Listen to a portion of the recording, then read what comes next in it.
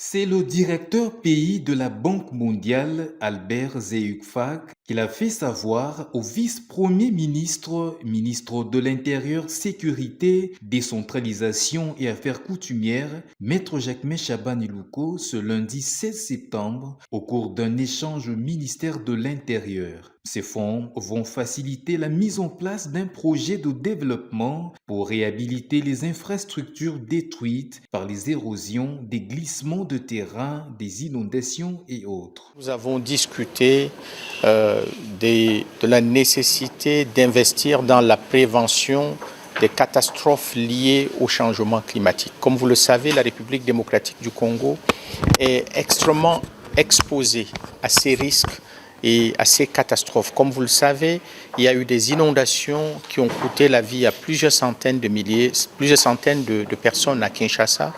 Et l'impact de ces changements climatiques partout dans le pays cause des dégâts énormes, que ce soit les érosions, les glissements de terrain, les inondations, mais aussi les sécheresses qui impactent l'activité économique et réduisent le produit intérieur brut de ce pays.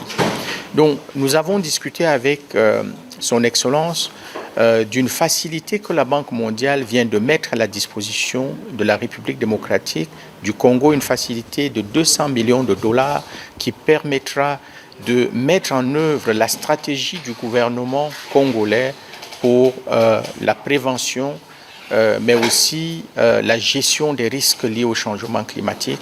La Banque mondiale a en outre félicité la RDC pour avoir mis en place une stratégie de gestion de risques coordonnée par le gouvernement à travers le ministère de l'Intérieur, Sécurité, Décentralisation et Affaires coutumières que dirige Maître Jacquemain Chabani-Louko.